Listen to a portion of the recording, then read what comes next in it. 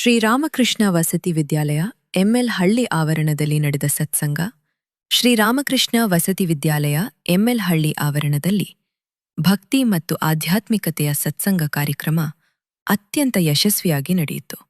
ಈ ಪವಿತ್ರ ಕಾರ್ಯಕ್ರಮದಲ್ಲಿ ಹೊಸಪೇಟೆಯ ಸ್ವಾಮಿ ಸುಮೇಧಾನಂದಜಿ ಮಹಾರಾಜ್, ಧಾರವಾಡದ ಸ್ವಾಮಿ ಬುದ್ಧಿಯೋಗಾನಂದಜಿ ಮಹಾರಾಜ್ ಹಾಗೂ ಸಾಗರದ ಸ್ವಾಮಿ ಜ್ಞಾನಾನಂದಜಿ ಮಹಾರಾಜ್ ದಿವ್ಯ ಸಾನ್ನಿಧ್ಯ ನೀಡಿದ್ದರು.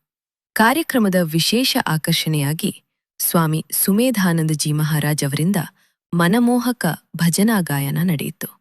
ತಮ್ಮ ಸುಮಧುರ ಧ್ವನಿಯ ಮೂಲಕ ಅವರು ವಿದ್ಯಾರ್ಥಿಗಳಿಗೆ ಭಜನೆಯ ಆಧ್ಯಾತ್ಮಿಕ ಮಹತ್ವ ಹಾಗೂ ಜೀವನದಲ್ಲಿ ಅದರ ಅಗತ್ಯತೆಯನ್ನು ಮನದಟ್ಟು ಮಾಡಿಕೊಟ್ಟರು.